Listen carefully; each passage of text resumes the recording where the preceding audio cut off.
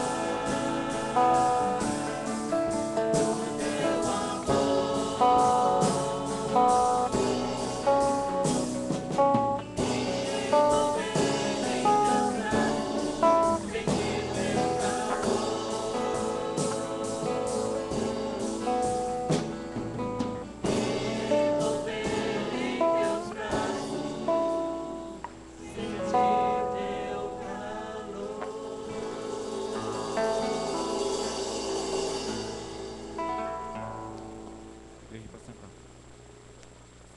Amém, irmãos? Como é bom cultuar a Deus, louvar ao Senhor, receber a mensagem cantada nos nossos corações. Vamos interceder ao nosso Deus pelo culto desta noite. Oremos ao Senhor. Senhor, nosso Deus e nosso Pai Todo-Poderoso, neste momento, Senhor amado, estamos reunidos como igreja Tua, para o Teu louvor, para a Tua glória, Senhor. E nós te rogamos, ó Deus amado, Que o Teu Espírito Santo mova em nosso coração, Senhor Deus, motivando-nos a prestar-te um culto com todo o nosso coração, com toda a nossa alma, com todo o nosso entendimento, e que nós o cultuemos, ó Deus, para a honra e glória do Teu santo nome. Ó Deus amado, nós te pedimos, Senhor, que aí dos céus lembrem-se de nós aqui na terra, Senhor, e dispense sobre nós a Tua graça, o Teu amor e a Tua santa presença entre nós, que nos fortalece, Senhor Deus, e faz com que nós possamos continuar na nossa luta do dia a dia, sempre esperando a Tua graça e a Tua bênção.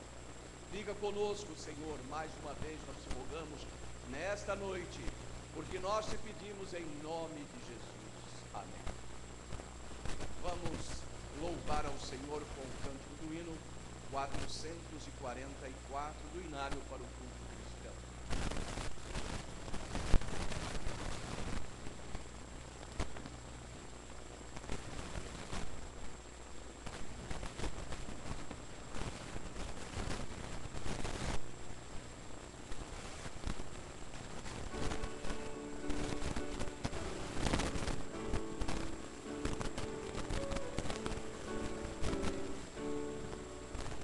Se da vida as ondas agitadas são, se é desanimado julgas tudo vão, contas muitas bênçãos conta cada vez, e hás de ver surpreso quanto Deus já fez.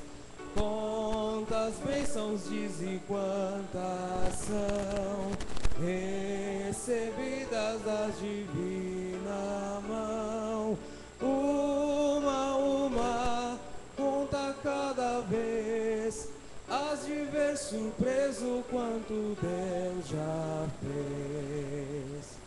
Tens acaso mágoas, dura é teu lidar, é pesada a cruz que tem de suportar. Quantas muitas bênçãos não duvidarás, e cantando alegre os dias passarás.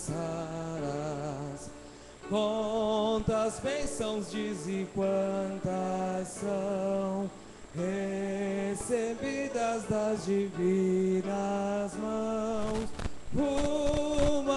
Uma, conta cada vez, hás de ver surpreso quanto Deus já fez. Quando vires outros com riqueza e bens, lembra que tesouros prometidos tens. Nunca os bens da terra poderão comprar a mansão celeste que tu vais morar. Quantas bênçãos diz e quantas são recebidas das divinas mãos. Uma, conta cada vez, hás de ver surpreso quanto Deus já fez.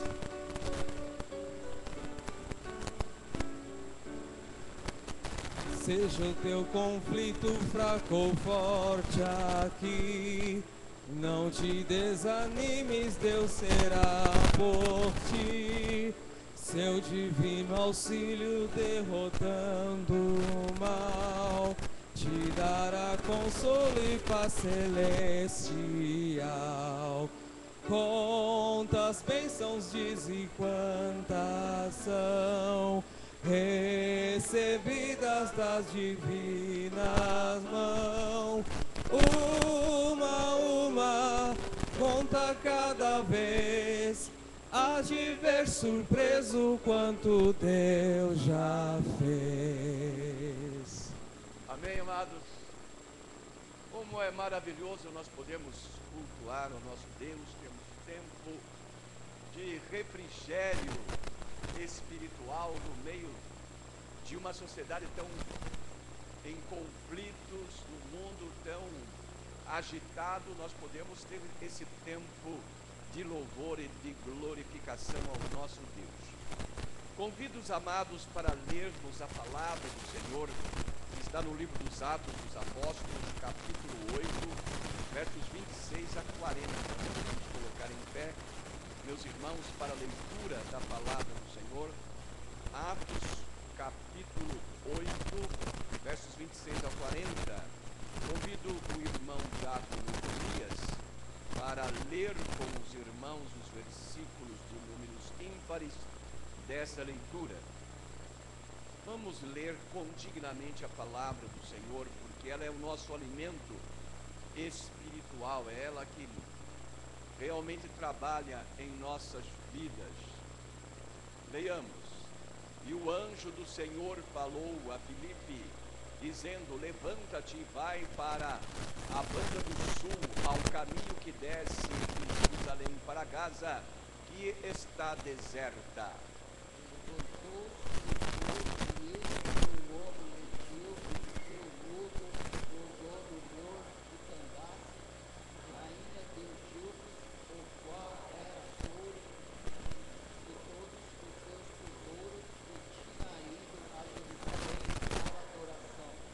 Regressava e, assentado no seu carro, lia o profeta Isaías.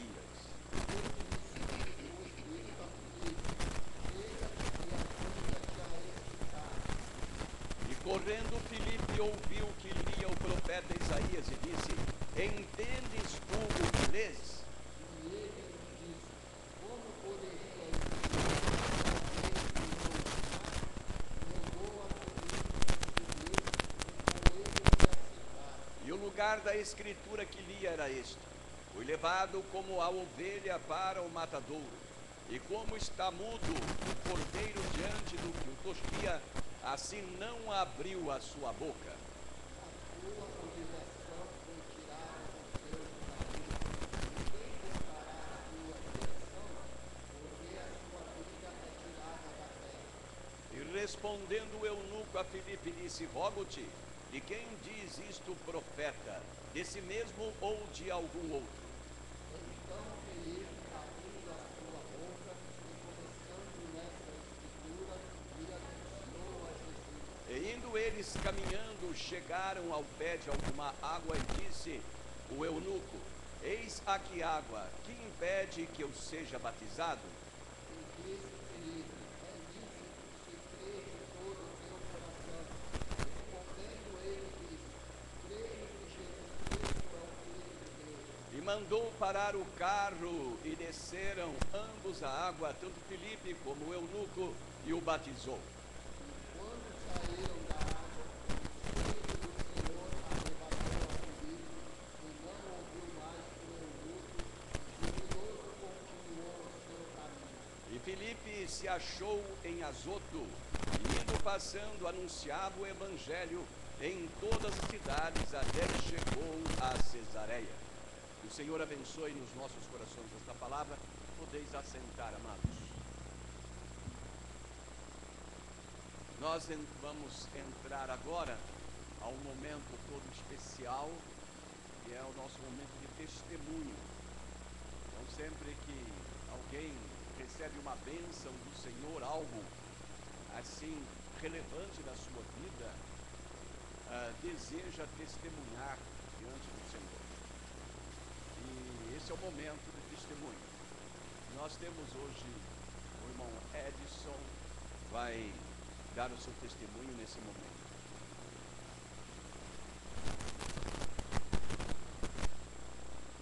Tem mais alguém além do irmão Edson para testemunhar?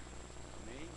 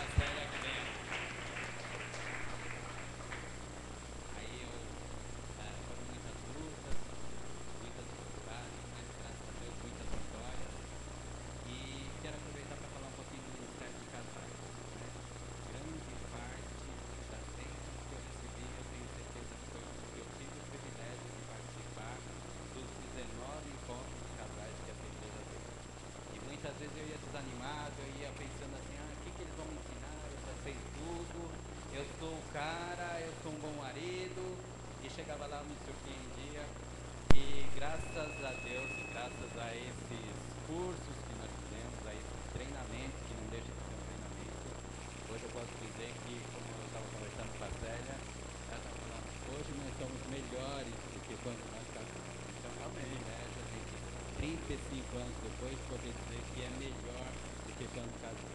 Então, eu trouxe uma lembrança para ela, uma surpresa, ela nem sabe, ela nem sabia. E eu espero continuar contando com o apoio da igreja, né? Que sozinho a gente não consegue. E também dizer para os irmãos que é possível, né? Que muitas vezes falando que não é possível se casar e viver com a mesma mulher a vida inteira. E eu quero garantir para vocês que é possível. Amém? Tá bem?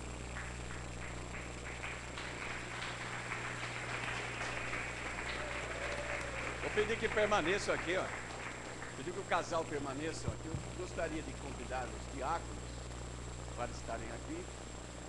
O Geraldo, a irmã Lígia, outros diáconos e diaconisas estarem aqui. O irmão Edson é diácono da igreja, dos primeiros diáconos que nós vimos da igreja.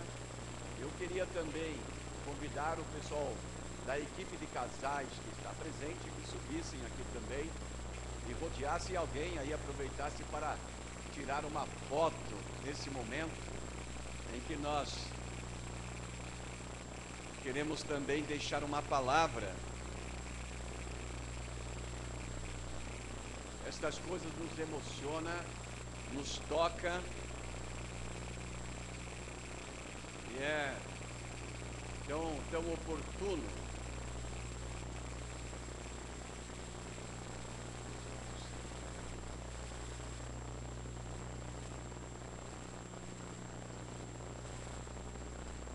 Vou pedir para o casal chegar mais perto do pastor aqui, né? Cheguem aqui, os nossos diáconos e a equipe de casais aí juntos, né? E os irmãos fiquem aqui. Fiquem aqui para mim, que é melhor.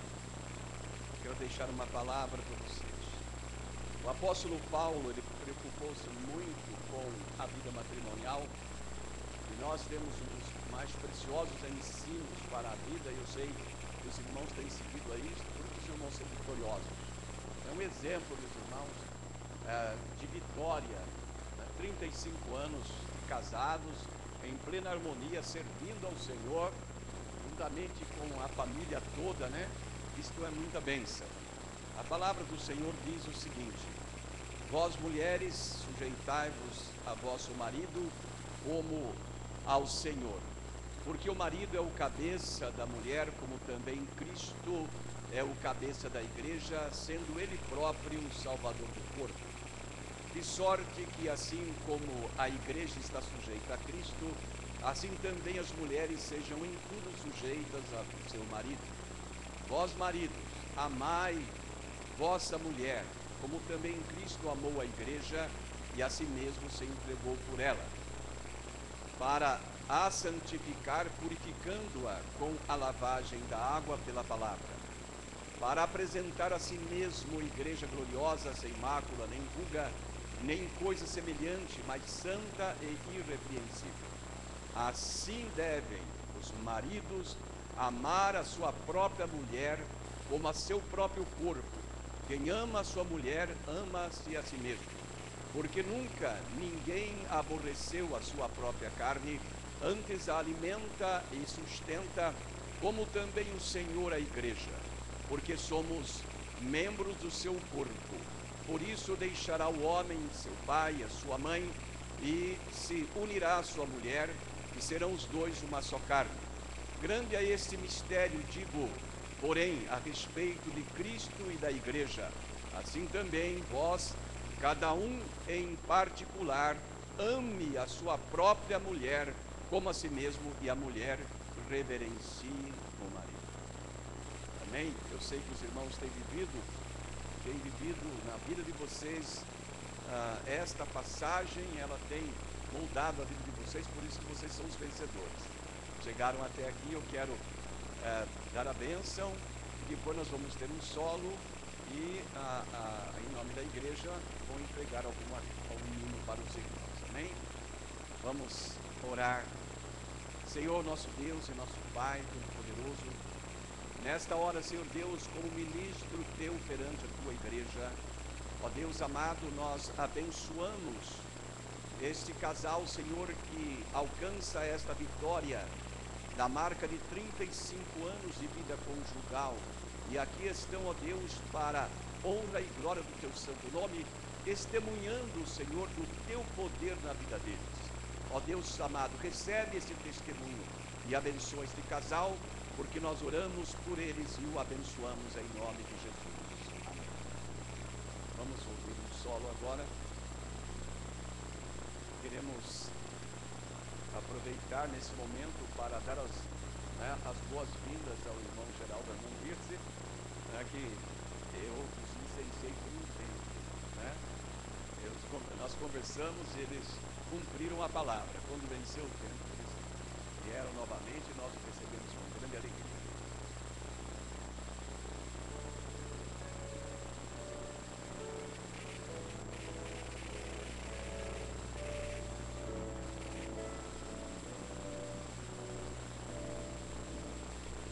Mas ainda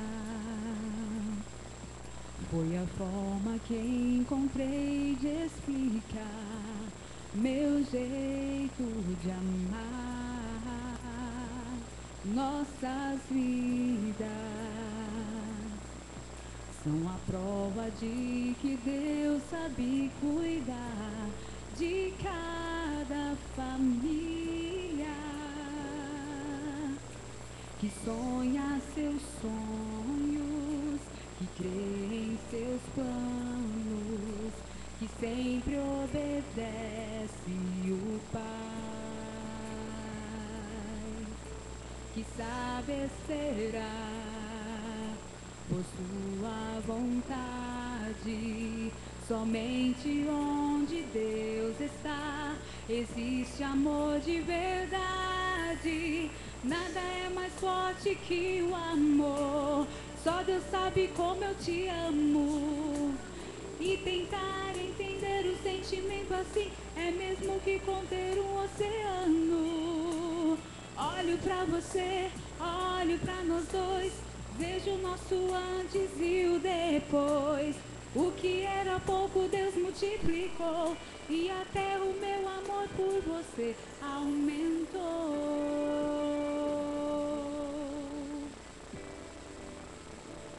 Mas ainda foi a forma que encontrei de explicar meu jeito de amar. Nossas vidas são a prova de que Deus sabe cuidar de cada família que sonha seus sonhos, que crê em seus planos, que sempre obedece o Pai, que sabe esperar por sua vontade.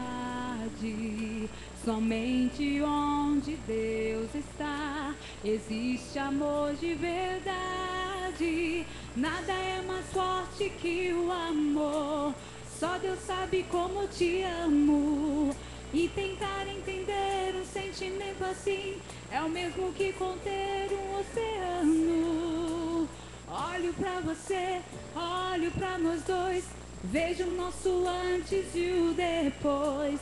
O que era pouco Deus multiplicou, e até o meu amor por você aumentou. Só Deus sabe como eu te amo. E tentar entender um sentimento assim é o mesmo que conter um oceano. Olho pra você, olho pra nós dois, vejo o nosso antes e o depois. O que era pouco Deus multiplicou, e até o meu amor por você aumentou.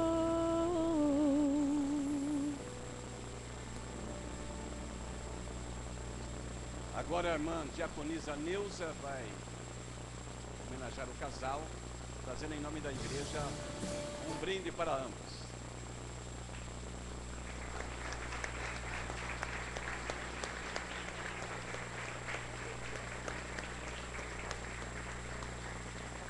Parabéns.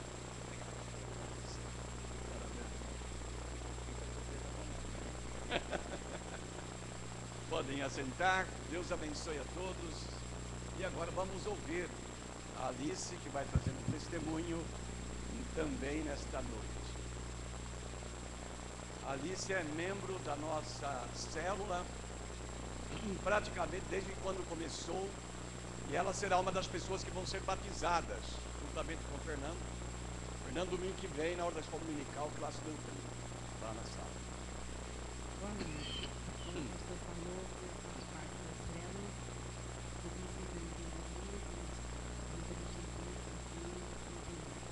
e eu queria contar também. Foi atrás do prédio que foi aprovado.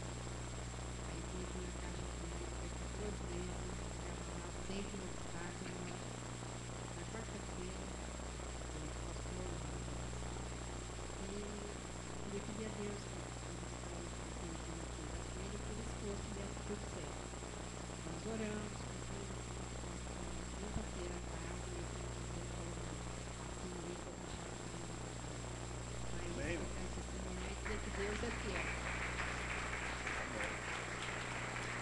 Parabéns, Deus abençoe.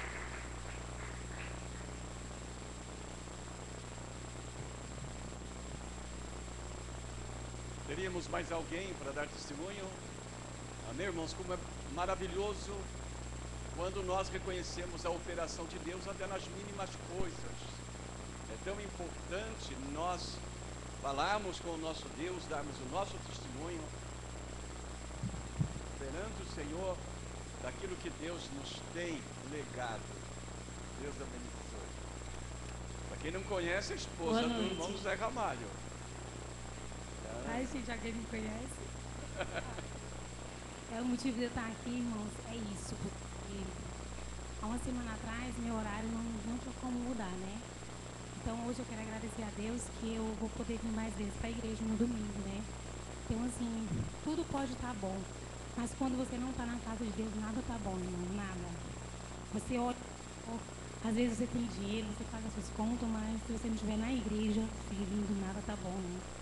Então eu via o Zé se arrumando, eu falava, gente, cadê eu? Não vou não. E eu falava assim, na domingo que vem eu vou. Aí não dava certo. Aí aquilo foi me incomodando. Falei com o gerente, ele falou, não, você pode mudar à vontade. Então assim, eu quero agradecer e pedir à igreja para estar orando. Sempre que der certo, sempre vim estar na igreja, domingo. Amém? Amém. Bom.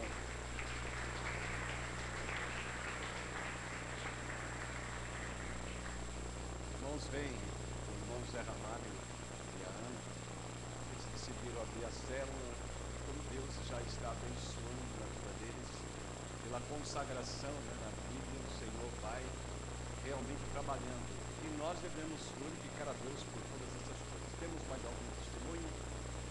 Se não tivermos, vamos dividir em duplas aí. Né? Você arruma um parceiro de oração, uma parceira de oração, né? Agora, Fernando, só no domingo que vem. Agora já vai dividir. Domingo que vem você dá o seu testemunho. Se tiver alguém aí sem parceiro, pode vir orar comigo.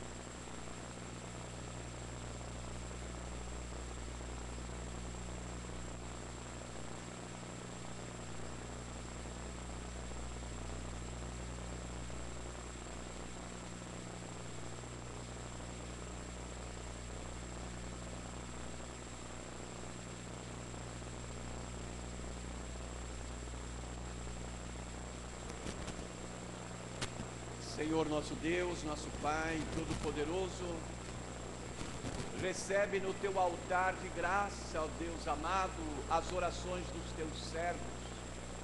Que estas orações cheguem, Senhor Deus, ao teu altar como incenso suave, e que tu, Senhor Deus, no teu amor, na tua graça, na tua bondade, responda a cada um, Senhor, conforme a fé dos teus servos, ó Deus de amor.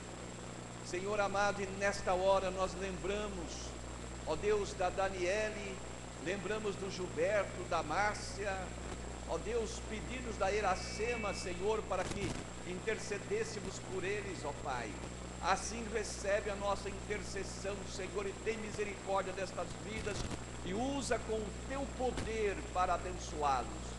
Ó Deus, dá-nos, ó Deus, a tua paz e ajuda-nos, Senhor, dando-nos a resposta às nossas orações, porque nós oramos em nome de Jesus. Amém.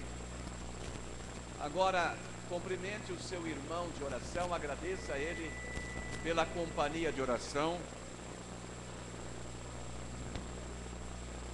Agradeça a ele pela companhia de oração, ou a ela.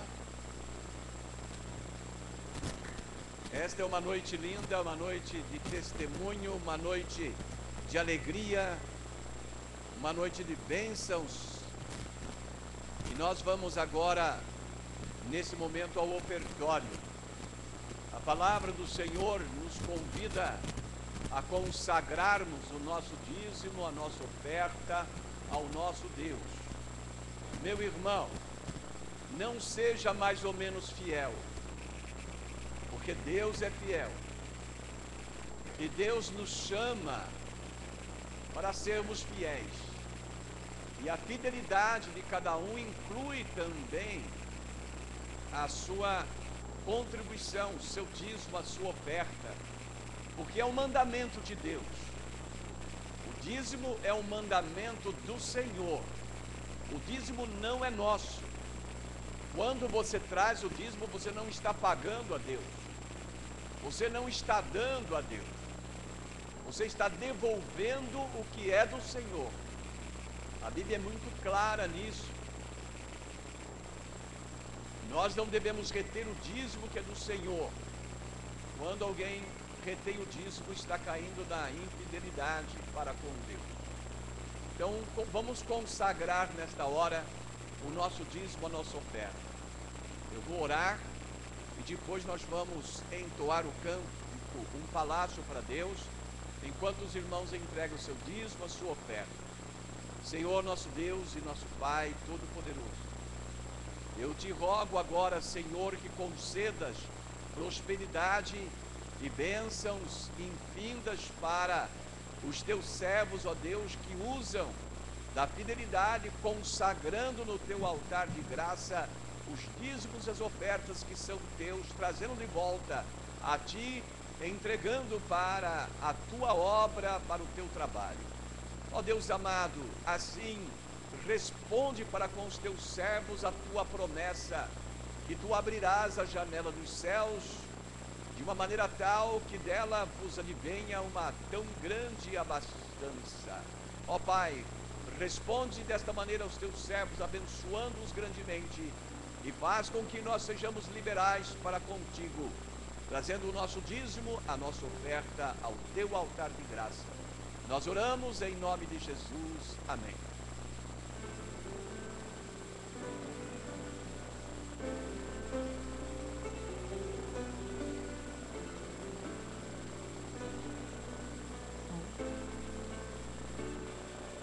Porque amo tua casa, ó Deus, faço tudo por amor a ti. Minha vida, minha casa, meu trabalho, minhas posses, como oferta, tudo isso te entreguei. Tudo que eu tenho é teu. Tudo que eu tenho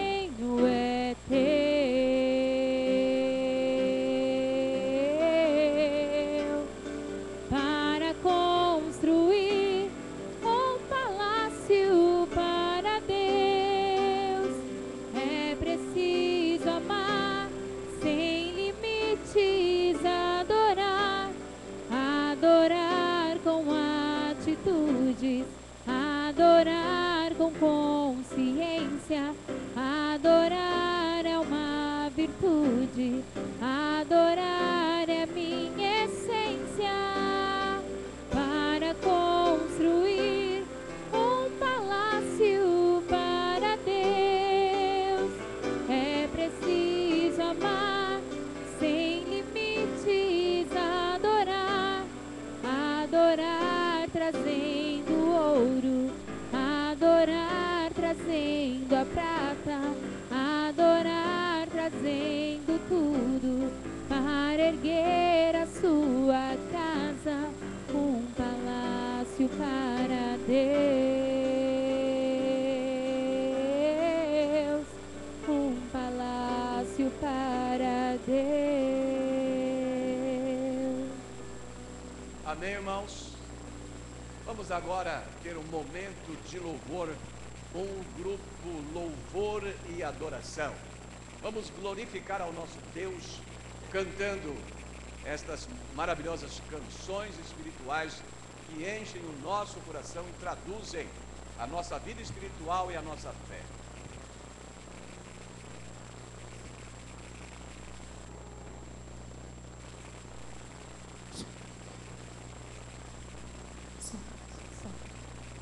Boa noite, irmãos. Nós estamos aqui essa noite nos reunindo, não é por acaso, né? Para nós estarmos aqui agradecendo a Deus e vendo tudo aquilo que Deus já tem feito em nossas vidas. E às vezes, quando a gente está em momentos difíceis, a tendência é fugir, a tendência é não querer cantar, a tendência é não querer orar, a tendência é se esconder. É como se a gente estivesse demonstrando que eu não creio realmente que Deus está no controle das situações. Tem momentos tão difíceis nas nossas vidas, tem pessoas que estão passando por momentos de dificuldade, de luta, não tem o dinheiro para pagar a conta que vence amanhã, às vezes tem um ente querido doente, e aí eu paro para pensar, como eu vou adorar? Como eu vou adorar? Então, não acreditando que Deus, Ele tem a solução para os nossos problemas. E se você crê realmente que Deus tem a solução para os seus problemas, e que Ele, independente do que esteja acontecendo na minha vida, independente se Ele ainda não respondeu àquela oração que eu venho fazendo há tanto tempo, e eu ainda não vi a resposta dela na minha vida, se aquilo que eu tenho esperado que o Senhor me dê, aquela causa ainda não saiu na justiça, mas mesmo assim, Senhor, é no Teu tempo. E eu creio que no Teu tempo, se é no Teu tempo, eu quero Te adorar agora, porque eu sei que o Senhor está no controle da situação. Então eu convido a igreja para que se coloque em pé e adore aquele que é digno de adoração, que louve aquele que é digno de todo louvor e de toda a honra, independente daquilo que você está passando neste momento. Pense que só Ele é digno de toda adoração.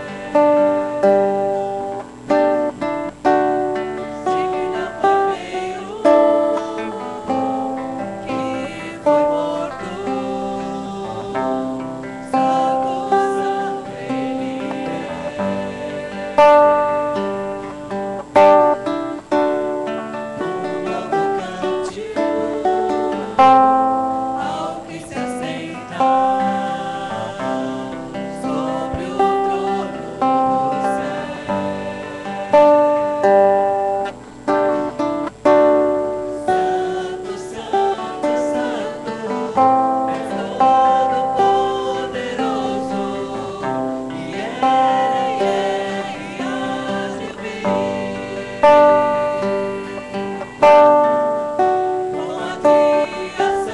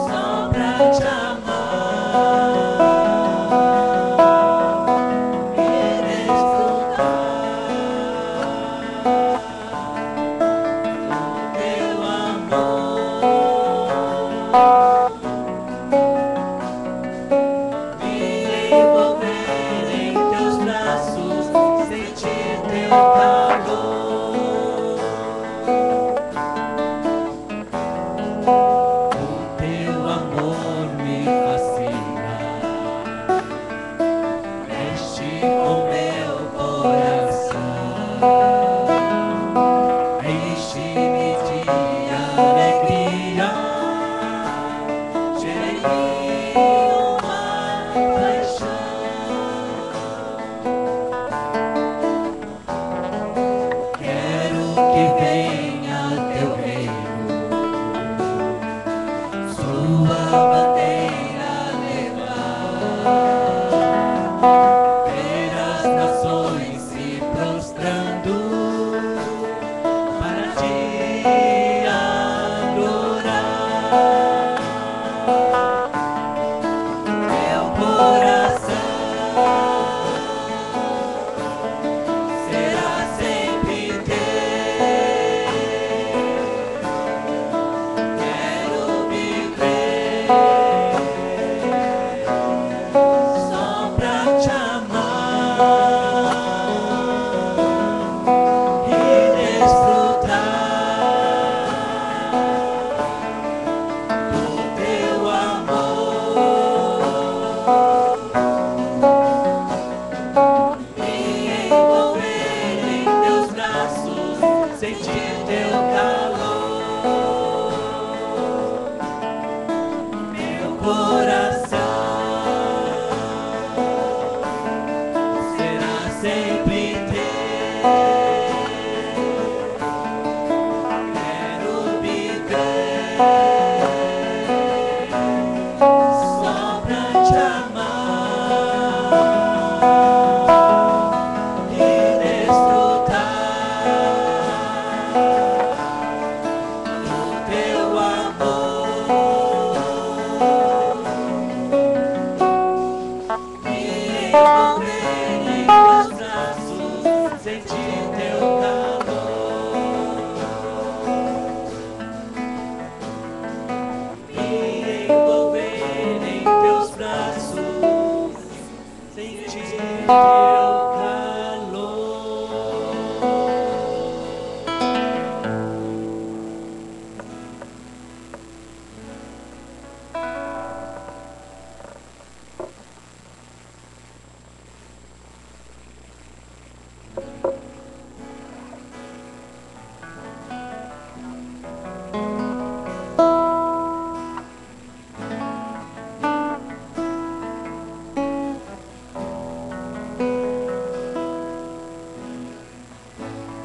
Meu Jesus, Salvador, outro igual não há. Todos os dias quero louvar as maravilhas de teu amor.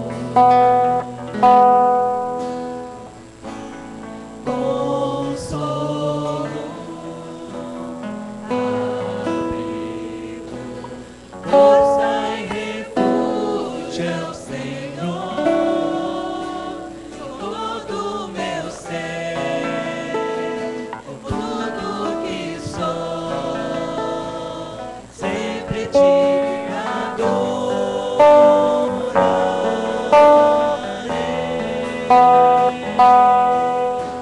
aclame ao Senhor toda a terra e cantemos poder, majestade, louvores ao Rei. Montanhas se prostem e rujam os mares ao som de teu nome.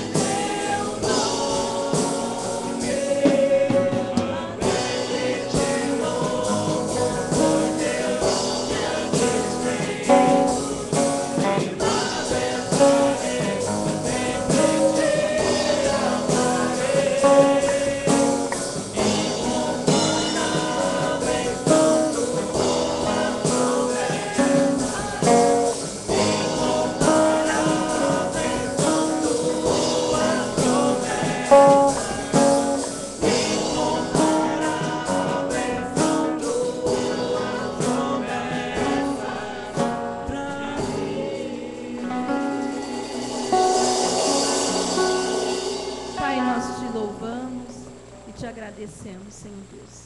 Quantas promessas o Senhor tem para nós.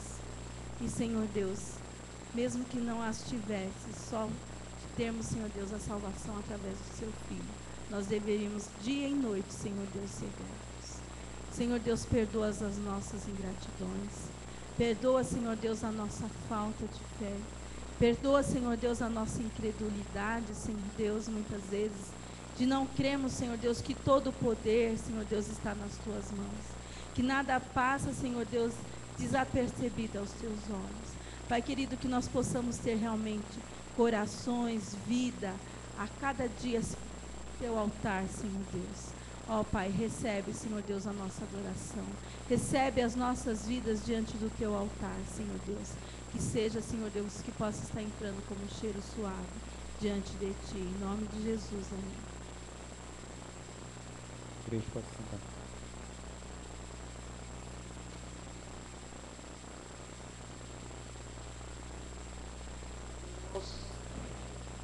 Nós já oramos, cantamos louvores, demos testemunhos e agora nós vamos ouvir a voz de Deus. Senhor, usa o pregador para falar conosco. Vamos chamar o pastor Éder Marques para transmitir a palavra do Senhor aos nossos corações nesta noite. Que Deus o abençoe e que o Espírito do Senhor o use nessa mensagem. Amém?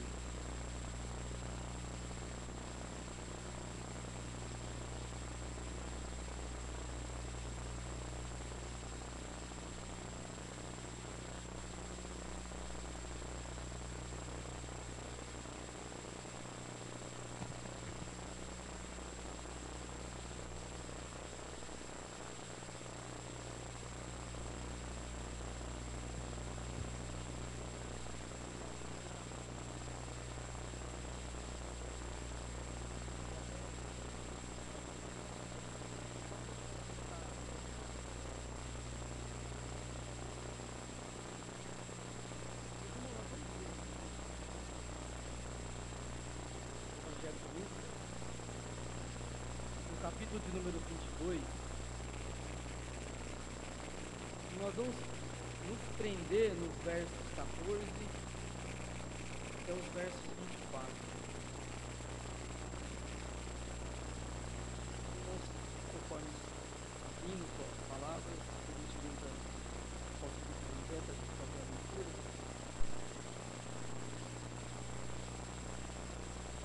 Eu vou repetir o texto, Lucas capítulo número 22, a leitura será feita dos versos 14 até os versos 17.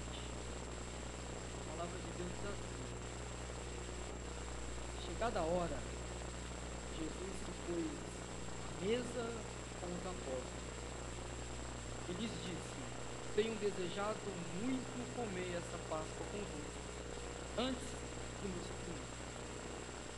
Pois vos digo que não a comerei mais até que ela se cumpra no reino de Deus.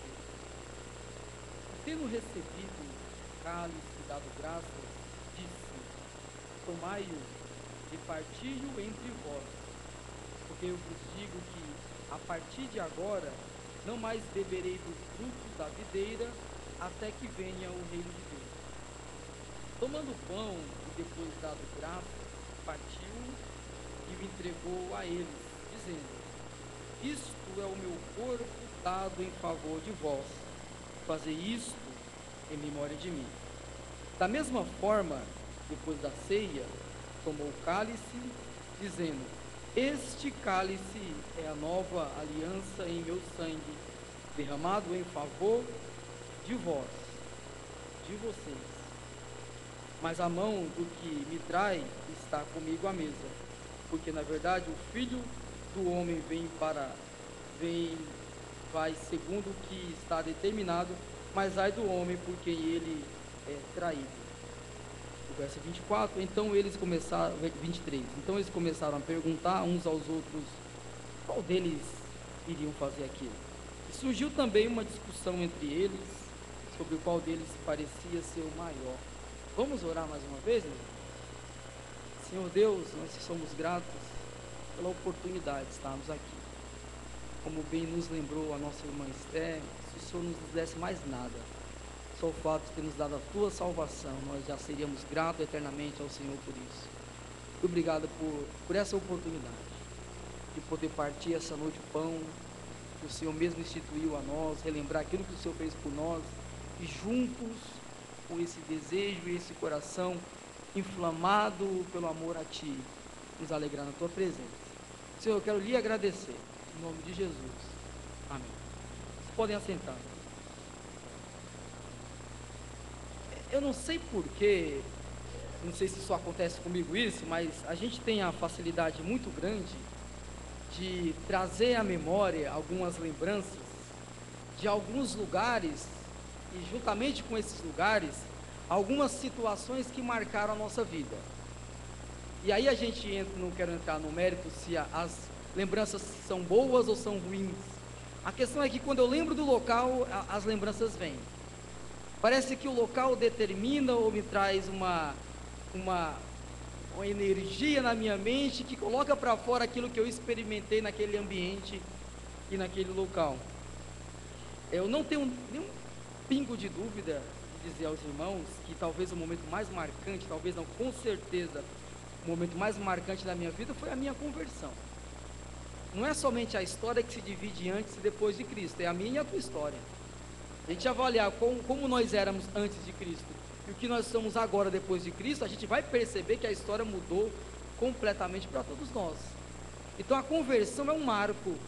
A conversão determina a morte de um cidadão que eu não quero mais ver e me apresenta o nascimento de uma pessoa que eu gostaria de contemplar o tempo todo, se possível fosse. E por que eu entendo que a conversão foi e é o momento mais marcante na minha vida? Não somente pela conversão, que é o momento mais interessante, mas o local onde ela aconteceu. Lembrando que a gente, determinada situação que a gente experimenta, o ambiente em si nos traz à memória aquilo que experimentamos como bom ou ruim. Foi o que aconteceu comigo. A minha conversão, ela se deu num ambiente completamente público, onde eu jamais imaginaria que Deus ali iria falar comigo, mas ali falou. Então todas as vezes que eu passo pelo ambiente, me vem à memória aquele impacto profundo na alma que muda a minha vida completamente. No ministério do Senhor Jesus, se vocês forem observar ao longo dos textos, se percebe que alguns lugares receberam por ele uma prioridade. Alguns lugares marcaram o seu ministério, alguns lugares traziam à memória algumas coisas boas a ponto dele retornar naqueles mesmos locais. Você vai encontrar alguns locais que eram prioritários, alguns locais que eram necessários. Por exemplo, os montes.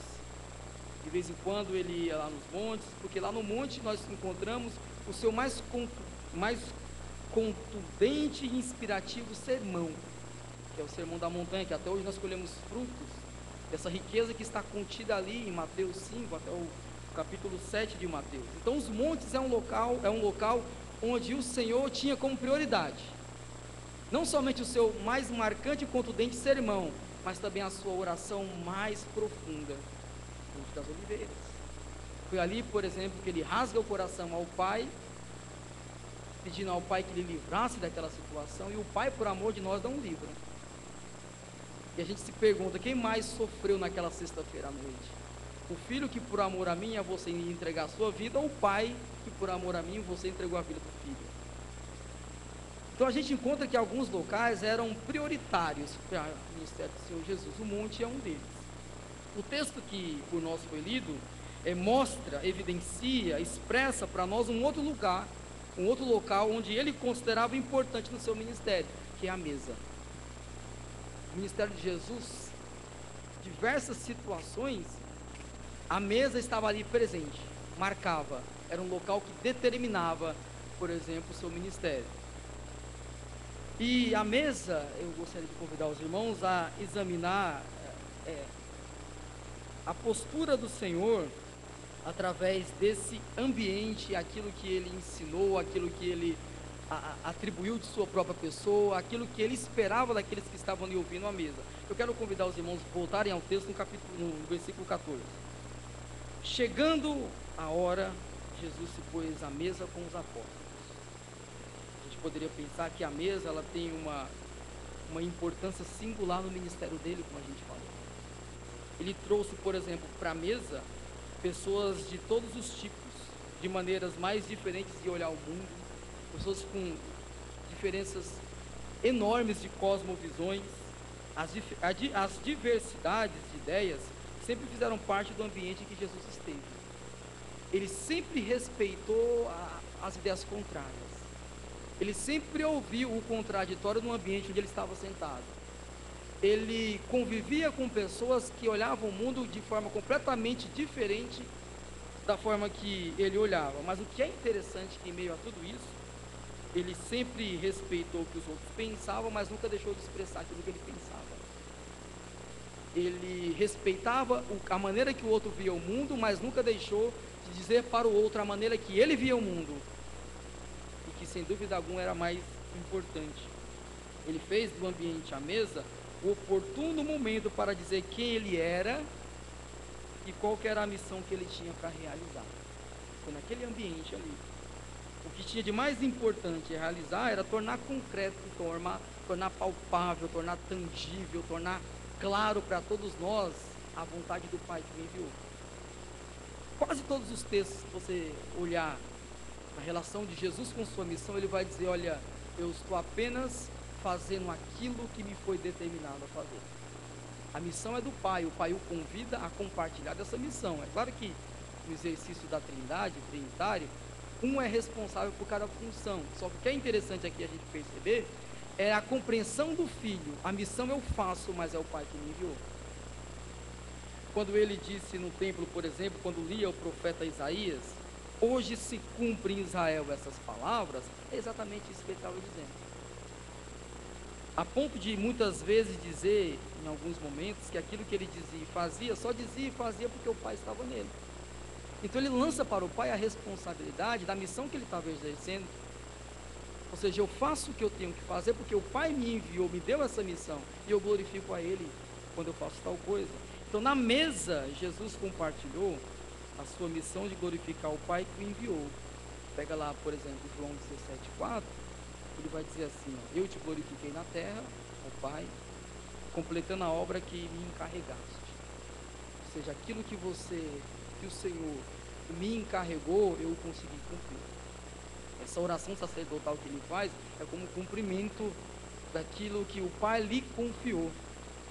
Ele se completou, ele se realizou quando afirmou para o seu Pai, por exemplo, lá no versículo 6 desse mesmo capítulo 17: manifestei o teu nome aos homens, que do mundo me destes, eram teu, e tu deste a mim, e eles obedeceram a tua palavra. Quando ele percebe que os homens obedeceram a palavra do Deus que lhe tinha enviado para fazer a missão, ele se sente realizado, satisfeito. Ele tinha uma missão a cumprir, ele cumpre essa missão, realiza-se completamente quando percebe que se concretizou, se tornou tangível, palpável a missão que o Pai confiou a ele. E muito nos emociona saber que tudo que Jesus fez por nós trouxe a ele um certo sentimento de que valeu a pena. A gente olha no espelho e fala: mas será que foi por causa desse cidadão que morreu? Aí você olha o texto bíblico e ele vai dizer: foi justamente por causa desse cidadão, e ele acredita que valeu a pena. A gente às vezes não bota muita fé na gente mesmo, né? No sentido de que Deus nos libertou, Ele nos salvou, Ele nos ofereceu a oportunidade de recomeçar a vida, mas quando a gente olha para o espelho parece que isso não nos atingiu. E aí quando você vai ler, por exemplo, Isaías 53:11, o texto vai dizer: e ele verá o fruto do seu trabalho e sua alma ficará satisfeita. É como que ele olhasse para nós e dissesse assim: olha, valeu a pena o que eu fiz. A gente nem imagina, se a gente soubesse o quanto nós somos importantes para Deus, nós o amaria cada vez mais. Porque o amor que ele oferece a nós deve voltar-se a Ele, não com a mesma intensidade, que isso não é possível, mas com uma consideração muito grande de quem reconhece que só é o que é hoje porque Ele fez alguma coisa em seu lugar. Nós temos para Deus um valor tão incalculável, mas tão incalculável que nada nesse mundo seria capaz de mensurar. Se a gente fosse perguntar o quanto vale a tua vida, o pastor Carlos pegou pela manhã, João 3,16 responde isso. o quanto vale a minha, a tua vida? Dinheiro, prata, ouro, sangue. Um Deus que se derrama por nós. A gente começasse a levar em consideração aquilo que foi feito por nós, o nosso amor por Ele aumentaria cada vez mais. Nosso respeito, nosso carinho, a nossa dedicação. A gente deve acreditar nessas coisas. Que Ele viu aquilo que Ele fez com as suas mãos e disse, olha, valeu a pena aquilo que eu fiz. E a gente às vezes fica com aquele impasse difícil, porque quando fazemos alguma coisa que não condiz com a nossa nova realidade, o nosso coração é o primeiro a nos acusar, né? A gente chama de consciência, a Bíblia chama de coração. Paulo vai dizer, ainda que o teu coração te condene, maior é Deus do que a condenação do teu próprio coração. Querendo dizer assim, olha, aquilo que Ele fez por você é capaz de lhe trazer uma satisfação, inclusive apesar de você. Porque a gente tem momentos na vida que a gente fala, não merecia isso que foi feito por mim. E de fato nós não merecíamos mesmo. Aqui a gente entra na questão da graça. Mas se a graça nos agraciou, então por que não fazer valer essa vida alcançada? Amá-lo cada vez mais. Na mesa, ele traz à tona os assuntos mais importantes para a vida humana. Por exemplo, na mesa, o Senhor Jesus, dá ao ser humano a oportunidade de começar mais uma vez a sua vida. Foi na mesa, por exemplo, que ele vai conversar com o Zaqueu, e é justamente no ambiente de mesa que o Zaqueu muda a vida. Ele passa por uma árvore, dizia que Zaqueu era muito alto, Jesus que era baixo, para tentar justificar aqui a minha altura, né? Quando me chamam de Zaqueu por aí. Então, Jesus vê no Zaqueu ali em cima da árvore e falou, desce daqui que hoje eu vou na tua casa. Mal ele sabia que estava inaugurando a oportunidade de recomeçar a vida. E ali numa conversa à mesa com Jesus, a ficha daquele homem cai, o Espírito Santo toca no seu coração e ele lembra, olha, se eu violei, roubei, se eu furtei alguém, eu vou devolver 3 ou 4 vezes mais. Aí o Senhor Jesus percebe, opa, aqui houve conversão. Uma pessoa que quer retornar à vida para consertá-la. E a partir de agora caminhar um novo rumo. Que Ele é capaz de nos dar. Ainda que as pessoas falem que não existe mais possibilidade alguma de recomeço, porque sempre tem aqueles filhos do maligno, que olha para a vida da gente e fala assim, mas você, como pode, né? Aquilo que você fez, agora você usar, por exemplo, o Filho de Deus. É justamente essa loucura que o Evangelho faz conosco, né? O Evangelho é um negócio tão extraordinário que transforma pessoas que não valiam nada numa sociedade e coloca como um príncipe para reinar. Para as pessoas verem que o poder é de Deus e não dos homens. Essa capacidade de transformar a vida das pessoas, Deus é especialista. Se você tem alguém que você está orando, continue a persistir, porque uma hora o especialista da causas impossíveis vai entrar em ação.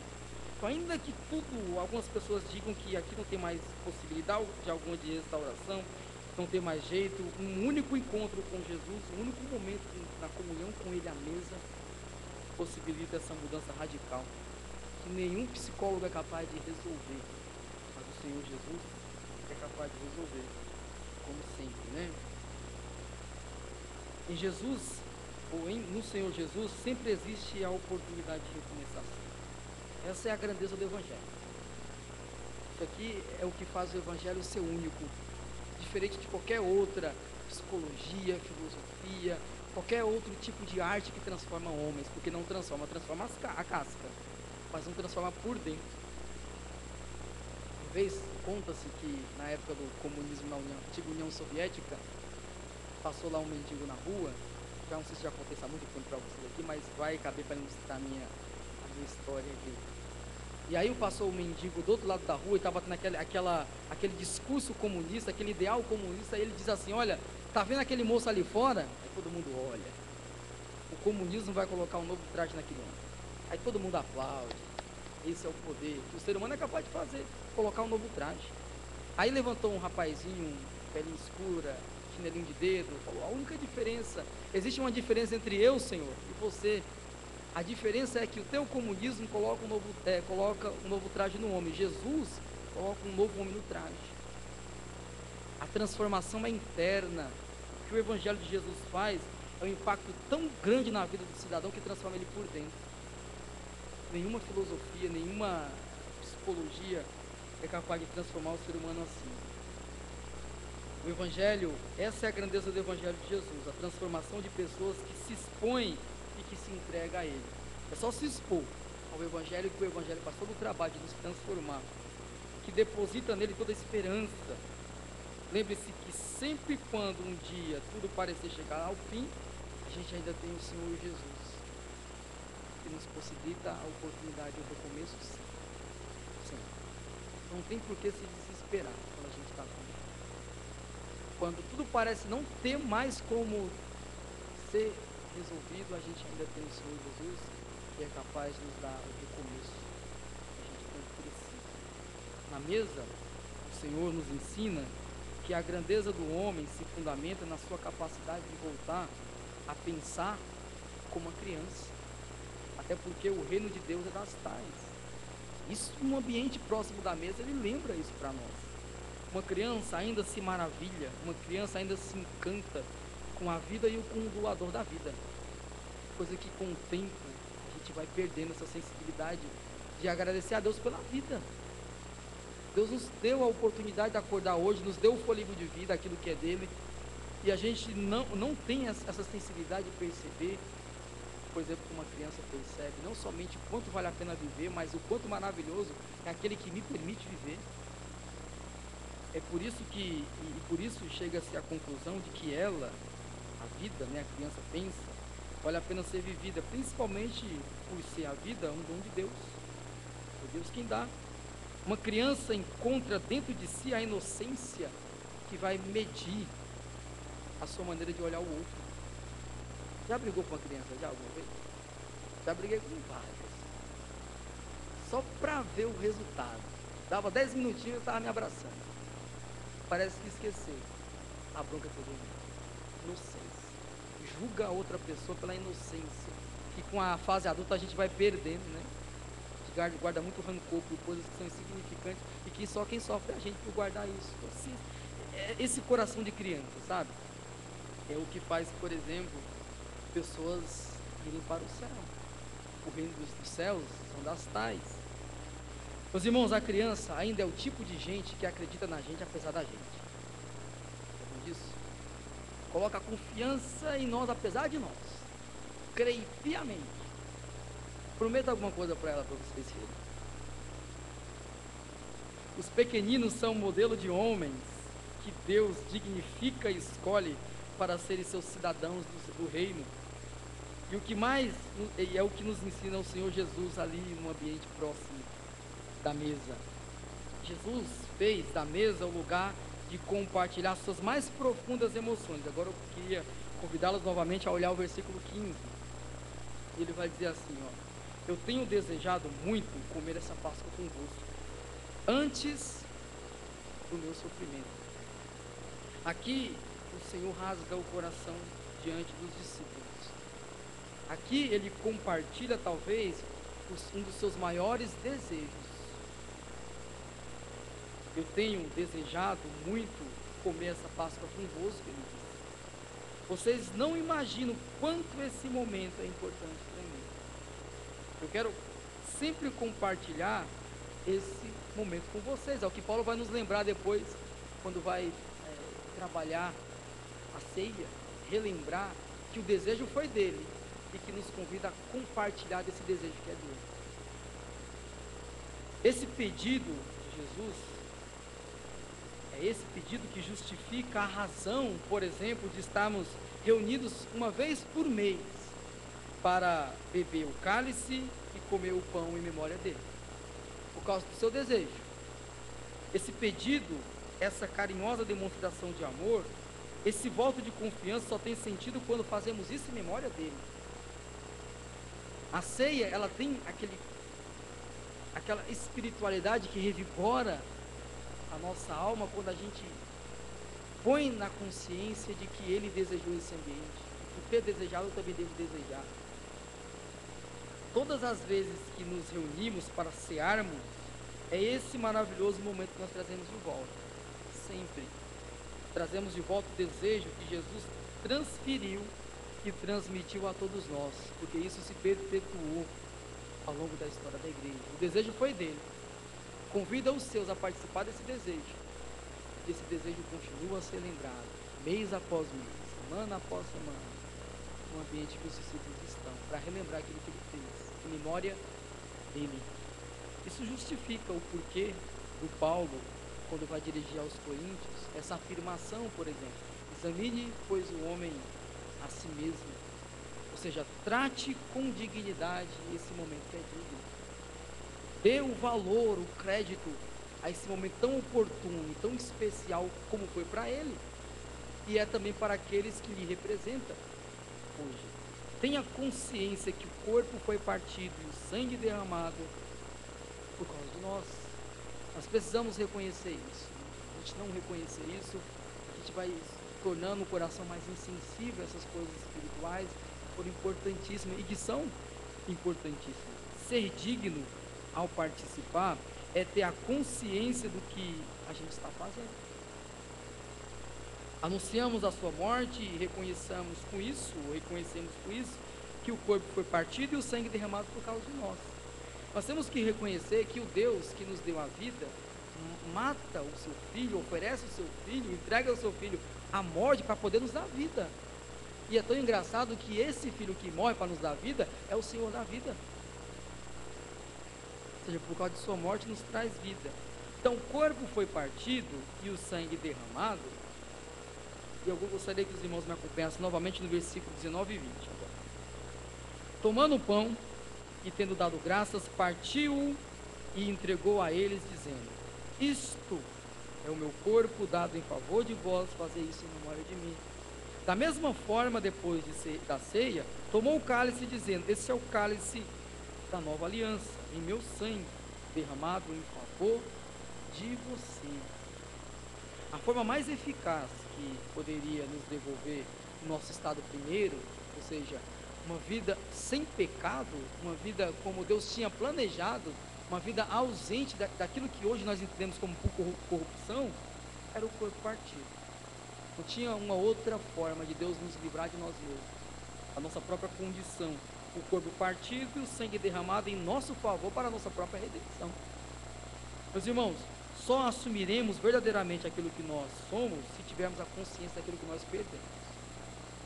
Se eu lembrar o meu estado primeiro, se eu tiver a consciência daquilo que eu perdi, eu posso reconhecer agora aquilo que eu sou e me jogar para cima dele e pedir na sua ajuda, porque é o único capaz de me livrar dessa condição tão deplorável que a gente hoje nos encontra. Mas o corpo foi partido e o sangue derramado para que isso acontecesse. É isso que a gente deve trazer à memória quando partimos o pão. Jesus, por meio do corpo partido e do sangue derramado, nos devolve na mesa uma segunda oportunidade que nos permitirá erguer a cabeça e, como Adão antes da queda, poder olhar novamente nos olhos de Deus. Nós perdemos essa liberdade, essa oportunidade, essa capacidade de poder olhar nos olhos de Deus como fazia o Adão, porque parece que alguma coisa dentro de nós nos acusa quando Deus se aproxima. A santidade de Deus, ela denuncia as coisas mais escuras no coração do ser humano. Até aqueles que se achavam perfeitos, por exemplo, você pega lá um Isaías, que era uma pessoa do templo, era um homem de Deus, isso ninguém tinha dúvida, mas quando a santidade de Deus se aproxima dele, ele reconhece a escuridão do coração dele e do coração dos outros. Senhor, afasta-te de mim, que eu sou um homem de lábios impuros e habito em meio de um povo de impuros lábios. A santidade de Deus revela aquilo que a gente tenta esconder o tempo todo. Ele vê tudo. E aí a gente perde a oportunidade de nos relacionar com Ele como foi o Adão. Meus irmãos, como eu falei, só assumiremos verdadeiramente aquilo que nós somos se eu tiver a consciência daquilo que eu perdi. Jesus, por meio do corpo partido e do sangue derramado, nos devolve na mesa uma segunda oportunidade, por exemplo. Adão, por exemplo, nosso representante, teve essa primeira oportunidade. O segundo Adão, que seria o Cristo, nos devolve novamente essa oportunidade, agora sendo ele o intermediário. Eu posso conhecer a Deus por meio do Filho, que revela o Pai para mim. Então, quanto mais eu conheço o Cristo, mais eu conheço aquele que enviou o Cristo para morrer por nós, seu Pai. Todos os dias Deus passeava com Adão no jardim tudo para Adão era natural, não tinha malícia, não existia malícia nos seus olhos. O Adão percebia tudo como inocência, era como uma criança. Depois que ele viola, que ele escolhe caminhar com suas próprias pernas, isso foi rompido. Mas logo depois de sua amarga decisão, ele não somente percebe a vergonha, porque agora eu sei que eu estou nu, como ele também percebe a vergonha do outro, ele percebe que a mulher também está nua. E o que eles vão fazer? Se esconder. Esconder a sua nudez com o quê? Com folhas de figueira. Alguns que gostam de ilustrar vão dizer que essa folha de figueira é os jeitinhos que os seres humanos gostam de dar para esconder o pecado que deveria confessar. No lugar de chegar diante de Deus, Senhor, eu fiz isso, eu sou assim, o Senhor tem misericórdia de mim, Deus automaticamente perdoaria, porque nele nós encontramos amor suficiente para nos perdoar. Nós encontramos, a maior prova disso foi Cristo ter morrido por nós, o corpo partido e o sangue derramado. Acho que Deus não precisa provar mais nada em relação ao seu amor por nós. Ele nos ama tanto, já provou esse amor. Então por que esconder? Por que não revelar? Por que não dizer para Deus das dificuldades que a gente tem? Como fez aqui o Adão. O único olhar desmontou, né? A nudez do Adão e da Eva. Eu sei onde é que vocês estão. E é esse mesmo olhar, por exemplo, que o Pedro vai experimentar quando ele nega o Senhor Jesus pela terceira vez e quando o galo canta. Vocês já viram essa? Não sei se é o Marcos, não sei se é o Lucas ou se é o João que narra o detalhe. É como se fosse assim, ó. Pedro nega, o galo canta e o Jesus olha para Pedro. Você imagina essa assim? Pedro nega, o galo canta e Jesus olha. Não falou mais nada, só olhou. Pedro sentiu que aquele olhar era um olhar de desaprovação. E o texto vai dizer que ele sai para chorar amargamente. O único olhar desmontou Pedro. Esse tipo de olhar eu nunca quero para mim. É um olhar que eu não quero. Se pudesse fazer uma pregação sobre esse olhar, o título seria O Olhar que eu não quero. Deus olhar para mim e desaprovar. Deu 2, 3 oportunidades. Na terceira oportunidade o galo canta e a profecia se cumpre. E ele vai chorar amargamente. A gente precisa daquele homem, né? Jesus na mesa muda tudo isso por meio do corpo partido e do sangue derramado em nosso favor.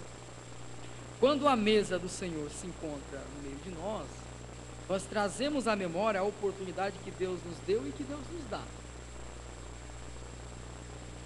E o que nos garante que Ele nos deu e nos dá essa oportunidade? O corpo partido e o sangue derramado.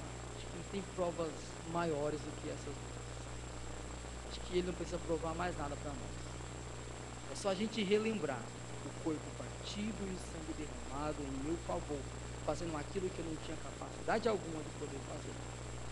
Não tinha como reverter a minha situação se eu estava me complicando cada vez mais com as minhas próprias decisões e escolhas. E aí eu quero, para concluir com os irmãos, eu quero olhar o verso 24, que vai dizer assim, ó. E surgiu também uma discussão entre eles sobre qual deles parecia ser o maior. A gente vê aqui que na mesa a insensibilidade dos outros também é marcante. Tem coisas que a gente fica com uma dificuldade enorme de poder entender, né? E às vezes até de poder aceitar quando a gente entende.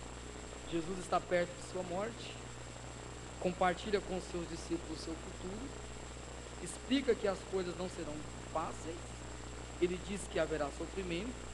Jesus chama os discípulos à mesa, expressa os seus sentimentos, como dizendo, gente, eu vou ser maltratado e levado à morte por causa de vocês. Mas antes que tudo isso aconteça, eu desejo nesse momento com vocês. O desejo de estar à mesa com os discípulos antecedeu aquilo que ele ia fazer pelos discípulos. Então ele expressa, ele rasga o coração, ele anuncia, ele demonstra, ele expõe as suas mais profundas emoções, abre o seu coração. O que a gente percebe aqui? Sensibilidade dos outros.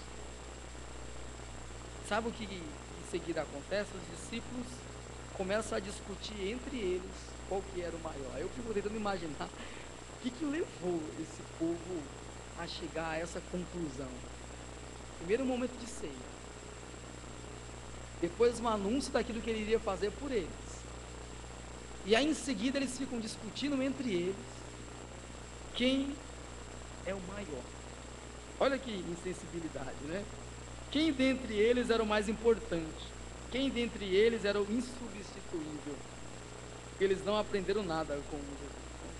Insensibilidade, a gente percebe aqui. Mas é exatamente isso que acontece de vez em quando conosco, né?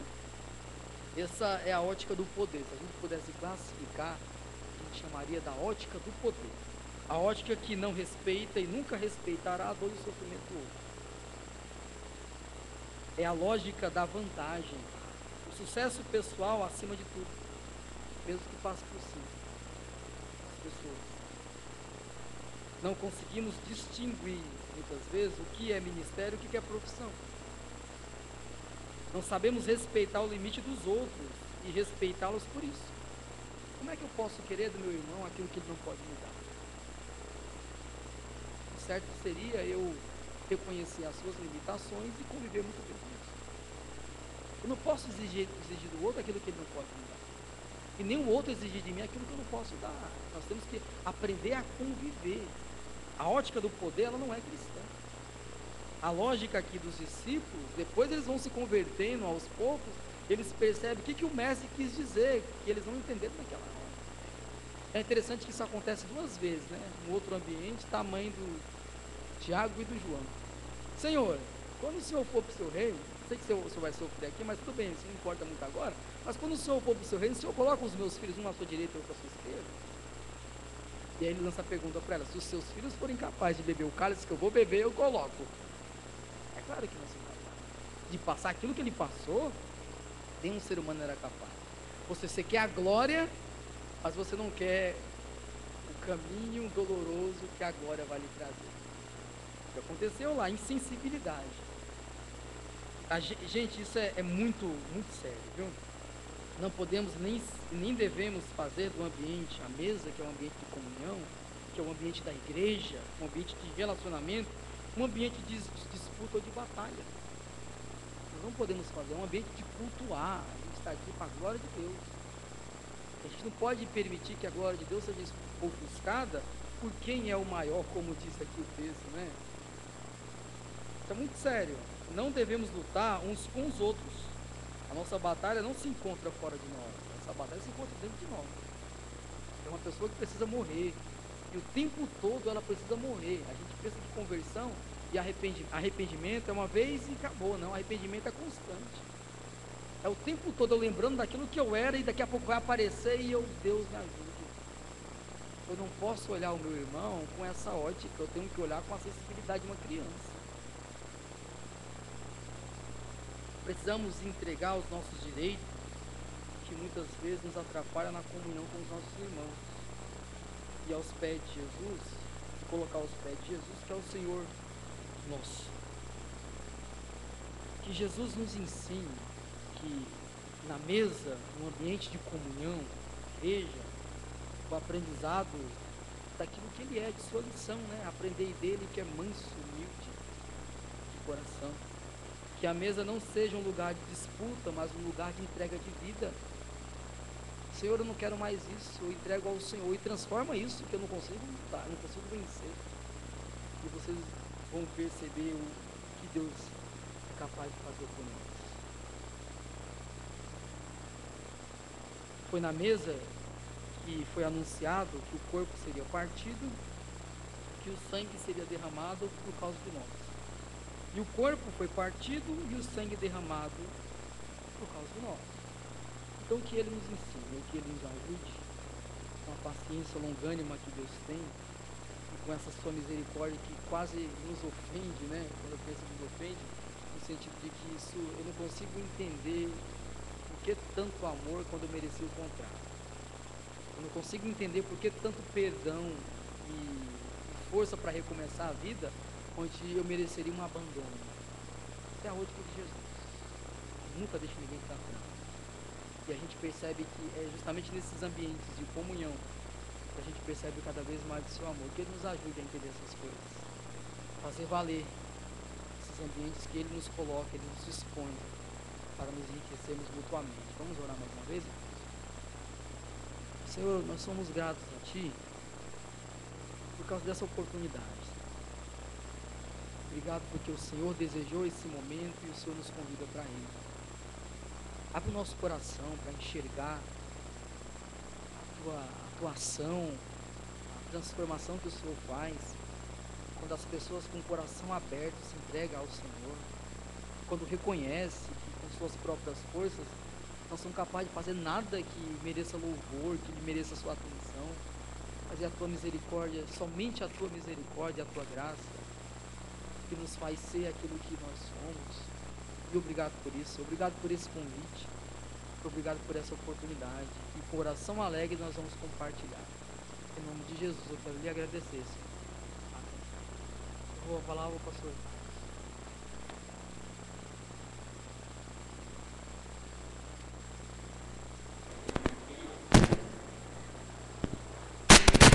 Amém, amados? Vamos então à celebração da ceia do Senhor. Convido os irmãos